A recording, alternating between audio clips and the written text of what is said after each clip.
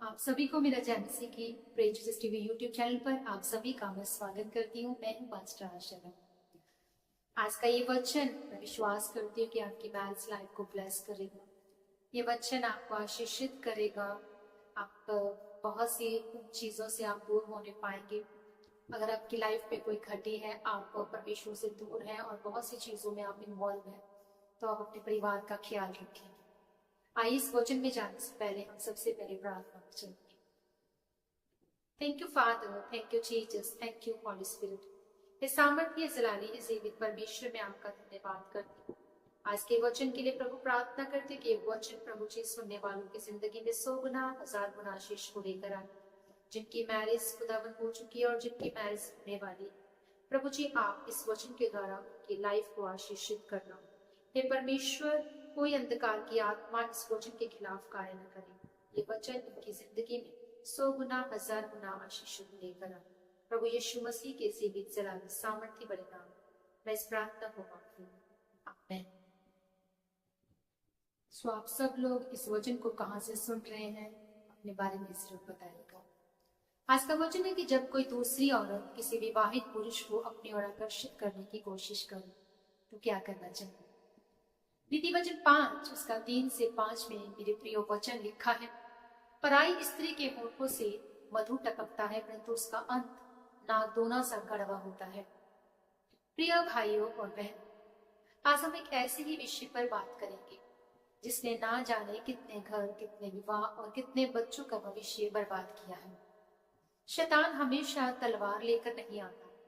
कई बार वह मुस्कान, मीठी बातों, झूठी सहानुभूति या भावनात्मक लगाव के रूप में आता है। बाइबल हमें किसी एक लिंग को दोषी ठहराने के लिए नहीं कहती।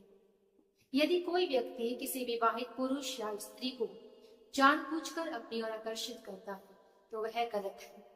लेकिन यदि विवाहित व्यक्ति उस प्रलोभन को स्वीकार करता है तो वह भी परमेश्वर के सामने उस समान रूप से उत्तरदायी होता है।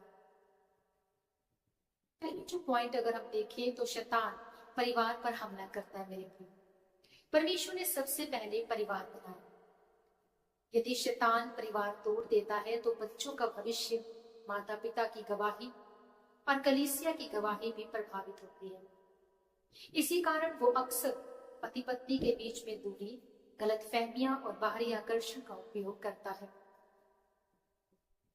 एक उदाहरण मैं आपसे शेयर करना चाहती हूँ कि फॉर एग्जाम्पल बगीचे की जो बाढ़, मान लीजिए एक किसान ने सुंदर बगीचा लगाया। यदि वह उसकी चार दीवारी की रक्षा नहीं करेगा तो बाहर के जानवर धीरे धीरे पूरी फसल को नष्ट कर देंगे। उसी प्रकार से विवाह भी एक बगीचा है।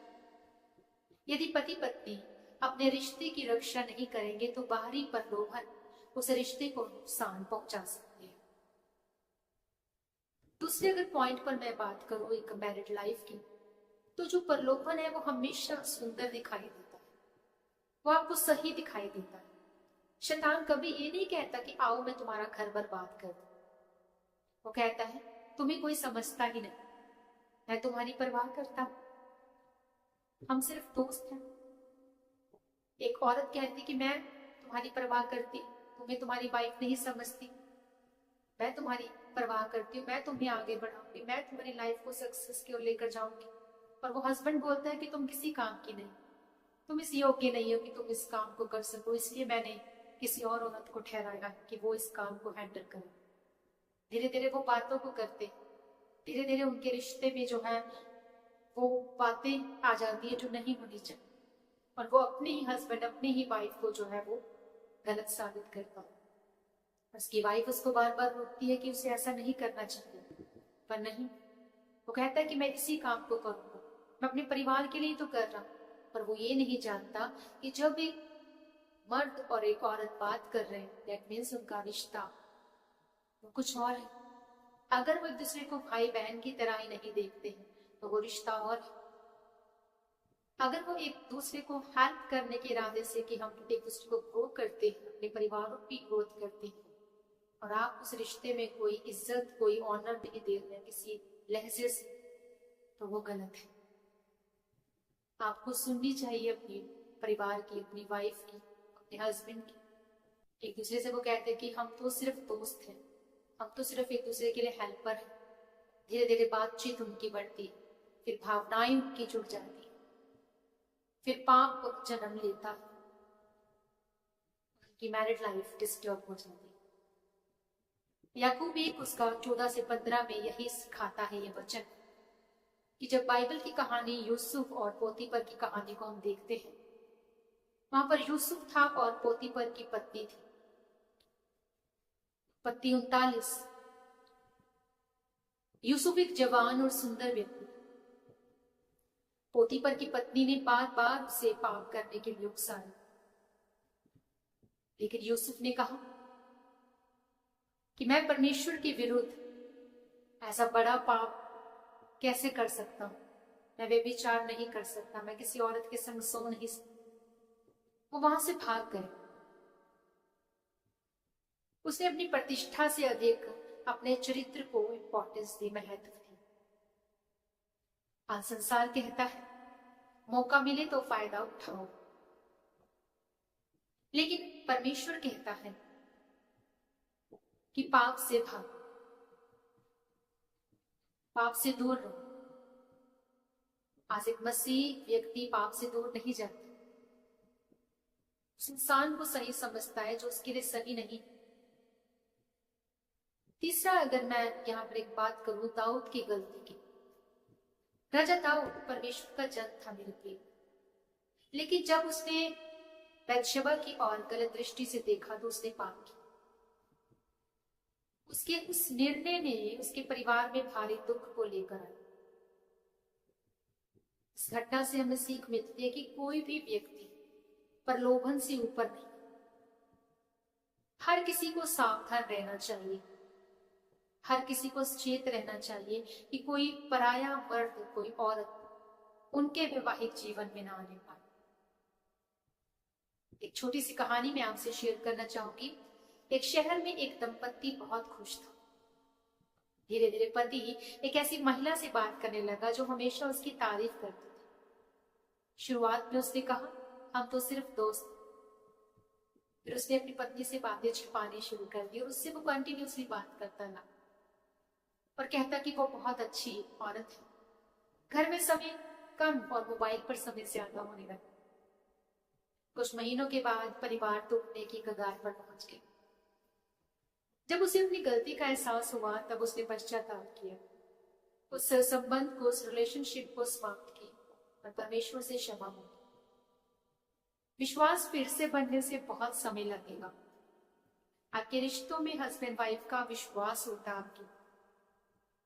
अब ये कहानी भी हमें सिखाती कि छोटे समझौते बड़े रिजल्ट को लेकर आते हैं। हमारे छोटे से फैसले हमारे रिश्तों को बचाते हैं। फोर्थ जो पॉइंट की अगर मैं बात करूं रिलेशनशिप में, यदि कोई आपके विवाह को नुकसान पहुंचाने की कोशिश करे, घृणा या बदला आपके घावों को नहीं भरता मेरे प्रिय। प्रार्थना कर, परमेश्वर से बुद्धि को मांगे, अपने जीवन साथी से सत्य और प्रेम के साथ बात कर, कोई बात को छुपाए मत। अगर वो किसी चीज से आपको रोक रही है तो आप रुक जाओ। यदि आवश्यकता हो तो किसी भरोसेमंद मसीही अगुवे या एक ऐसे एडवाइजर की आपको सलाह लेनी चाहिए, उसकी सहायता। सच्चा प्रेम मेरे प्रियो सुरक्षा ही देता है। सच्चा प्रेम किसी का घर नहीं तोड़ता। सच्चा प्रेम पाप के लिए नहीं उकसाता।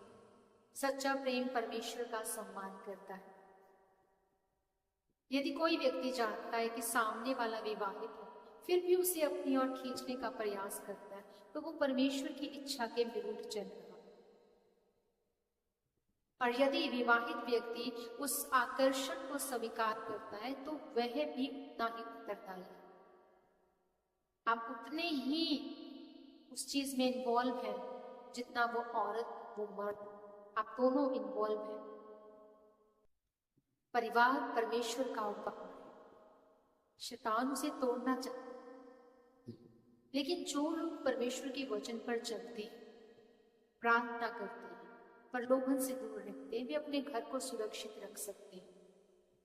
आइए हम अपने विवाह और अपने चरित्र और अपने परिवार की रक्षा आइए हम प्रार्थना करें परमेश्वर से कि हे स्वर्गीय पिता, हमारे परिवार की रक्षा करें, हमें हर प्रकार की प्रलोभन से बचाना प्रभु, हमारे हृदय को शुद्ध रखे प्रभु, हमारी मैरिज लाइफ में खुदा तेरा अनुग्रह हमेशा बना रहे। कोई भी खुदावन तीसरा पर्सन हमारी मैरिज में कभी भी कोई भी प्रॉब्लम क्रिएट ना करने पाए। खुदावन मैं अपने आप को अपने परिवार बहन और भाई दोनों मिलकर ये बोलूं, हस्बैंड वाइफ मिलकर बोलूं, खुदावन हम अपने आप को तेरे हाथों में सौंपते हैं, तेरे पवित्र लहू में खुदावन अपने आप को कवर करते हैं, अपने परिवार को कवर करते हैं। तेरा अनुग्रह, वो पवित्रताई, वो विश्वास का रिलेशनशिप हमारे जीवन में हमेशा बना रहे। हम एक दूसरे के प्रति वफादार रहें, सेफ रहें, कोई भी इंसान के पीछे हम ना भागे प्रभु। जो प्रभु आपकी मर्जी है वो हमारे जीवन में होगी।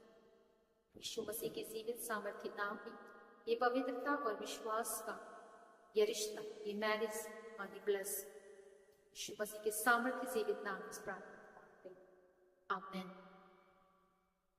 मेरे प्रिय भाइयों और बहनों, यदि आज का ये संदेश सुनते समय आपको लगा कि कहीं ना कहीं शैतान आपके परिवार, आपके विवाह या आपके मन पर हमला कर रहा है, तो आज ही परमेश्वर के पास लौट आइए। हो सकता है आपने किसी गलत रिश्ते की शुरुआत कर दी, हो सकता है आपने अपने जीवन साथी से कुछ बातें छिपानी शुरू कर दी, या हो सकता है कि आपका अपना परिवार किसी तीसरे व्यक्ति के कारण संघर्ष से गुजर रहा। याद रखिए, यीशु मसीह टूटे हुए परिवारों को जोड़ सकता है या पापी को क्षमा कर सकता है, यदि वह सच्चे मन से पश्चाताप करे। आज निर्णय लीजिए, मैं अपने विवाह की रक्षा करूंगा, मैं अपने विवाह की रक्षा करूंगी, मैं अपने जीवन साथी के प्रति विश्वास योग्य रहूंगा। मैं किसी और के घर को कभी नहीं तोड़ूंगी। मैं किसी भी ऐसे संबंध से दूर रहूंगा जो मुझे परमेश्वर से दूर ले जाता है। यदि आप चाहते हैं परमेश्वर आपके परिवार की रक्षा करे, तो अभी जहां है वहीं सिर झुकाइए और मेरे साथ प्रार्थना कीजिए। प्रार्थना कीजिए कि हे प्रभु यीशु, मैं आज तेरे सामने आता हूँ आते। यदि मेरे जीवन में कोई गलत संबंध, गलत सोच या कोई ऐसा प्रलोभन है या कोई भी ऐसा व्यक्ति जो उस समय मेरी लाइफ में मौजूद है जो तुझे पसंद नहीं, मेरी वाइफ, मेरे हस्बैंड को पसंद नहीं, प्रभु जी मुझे माफ करें और खुदावन उस इंसान से मुझे दूर करें जो मेरे घर को तोड़ रहा है। मेरे घर को अपने प्रेम, शांति और पवित्र आत्मा से यीशु मसीह के नाम मैं प्रार्थना करता हूँ, करती हूँ, आमीन। यदि आपने विश्वास के साथ ये प्रार्थना की है तो विश्वास रखिए कि परमेश्वर आपकी सुनता है। आज से अपने घर, अपने चरित्र और अपने विश्वास की रक्षा करना, नया डिसीजन लेना, परमेश्वर आपको आशीष दे, आमीन। खुदा आप सबके साथ हो, प्रभु में बने रहे, अड़े रहे और खड़े रहे। विश्वास की लड़ाई में अपनी मैरिज की सुरक्षा करना यह आपका काम है।